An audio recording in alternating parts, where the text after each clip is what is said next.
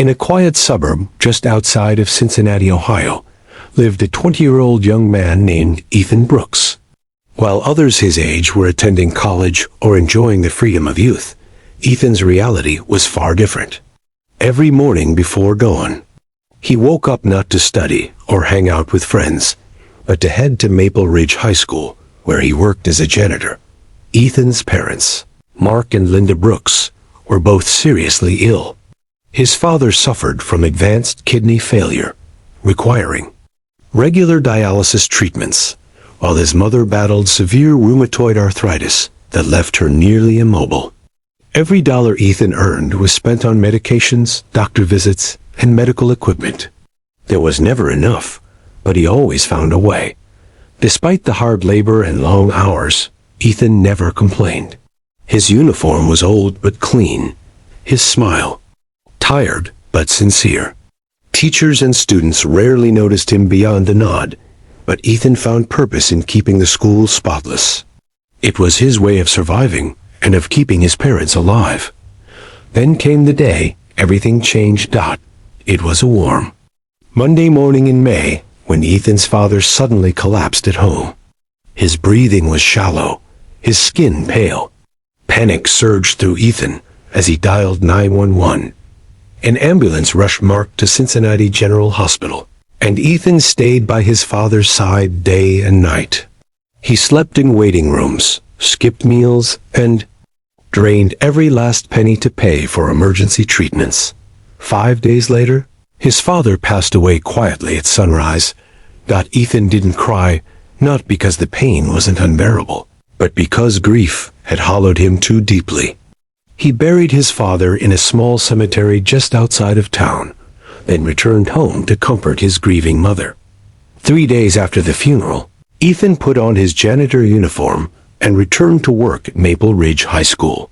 But when he walked into the front office, the school principal, Mr. Thompson, looked up in surprise. "Ethan, where have you been?" "My dad was in the hospital." He passed away," Ethan explained, voice cracking.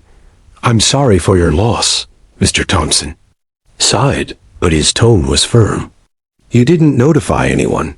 We had to find a replacement. I'm afraid your position is no longer available." Ethan stood frozen.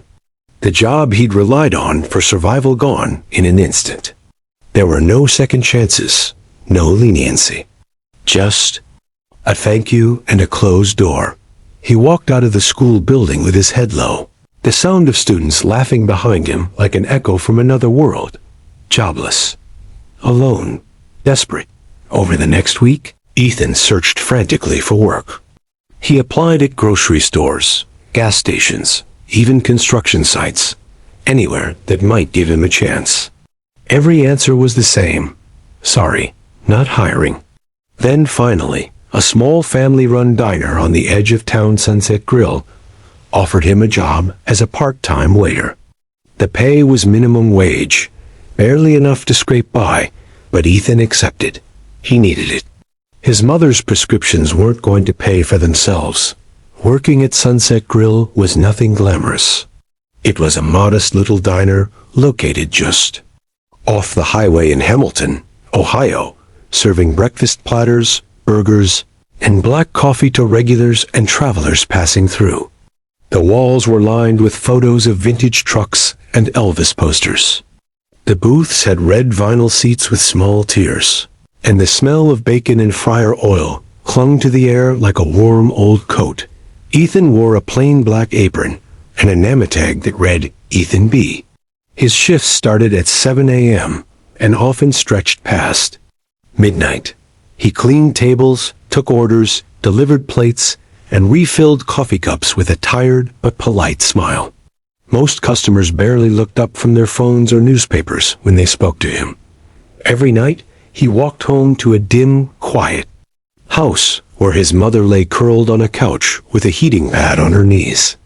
The living room had become her bedroom ever since climbing stairs became impossible. Ethan would hand her a brown paper bag with medications, sit beside her, and ask about her day. She would touch his hand gently and whisper, "Your father would be proud." But behind his mother's soft words and tired smile was a growing fear Ethan kept buried.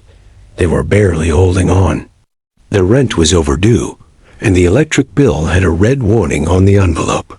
His savings, if they could even be called that, were down to $37. Still, Ethan never missed a shift. Not even when he had a fever. Not even when he twisted his ankle, carrying 3 plates at once. His world had become a rhythm of work and survival. Then came the moment that would change everything. It was a rainy Thursday afternoon. The sky outside was draped in gray, and the diner had only a few customers seated near the windows. Ethan was wiping down a table when the door swung open, and in walked someone who didn't quite match the diner's usual atmosphere. She looked to be around his age, maybe 19 or 20. She wore a sleek beige coat, her long dark hair curled at the ends, and a tiny gold chain peeked out from beneath her collar. Her shoes were clean. Her eyes were alert, like someone who noticed everything. But more than her appearance, it was her expression that caught Ethan's attention.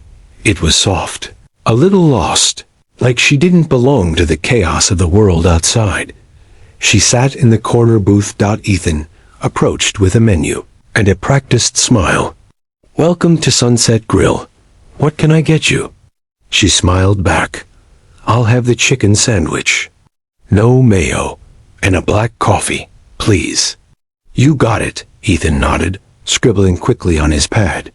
The order was placed, served, and finished, without much conversation. But when she stood up to pay, she looked flustered. I can't find my wallet," she whispered, searching her coat and bag. "I had it this morning. My card was in it. I'm so sorry." Ethan saw the panic in her eyes. It wasn't fake. She wasn't someone trying to scam a free meal. She was genuinely distressed. Without hesitating, he waved it off. "It's okay," he said gently. "Don't worry about it. I've got it covered." Her eyes widened. No, I can't let you do that." "It's fine," he repeated. "It happens." She paused, searching his face. "What's your name?" "Ethan," he replied, unsure whether he should smile or turn away. "I'll pay you back, I promise. You don't have to." But she insisted. "Yes, I do." She thanked him again and walked out into the rain. Ethan watched her disappear into a sleek silver car parked on the side of the road. The windshield wipers moved like arms, wiping away the uncertainty of the moment.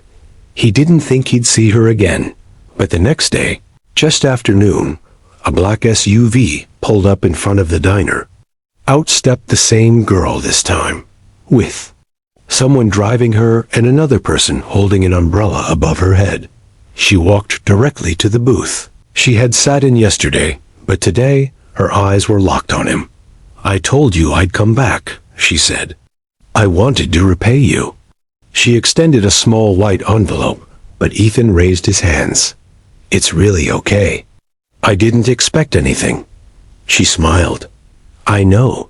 That's what makes it special." Her name was Madison Cole, the daughter of a restaurant mogul from Columbus. That one act of kindness led to coffee, and then conversation, and then long walks in the park and laughter that Ethan hadn't known in years. Over time, she met Ethan's mother, brought groceries and medications, and stayed late to read too. Her when Ethan worked. She was nothing like Ethan had imagined rich girls to be. She was real, soft, fierce in her beliefs, full of heart. One quiet evening, while sitting in Ethan's small living room, Madison reached into her pocket, pulled out a small silver ring, and proposed. "I was going to wait," she said, "but I figured life's short, so why not ask? You first?" Ethan laughed, cried, and dropped to one knee with her ring still in his hand. "Yes," he whispered. "Yes." 1 year later, the wedding was simple, but filled with heart.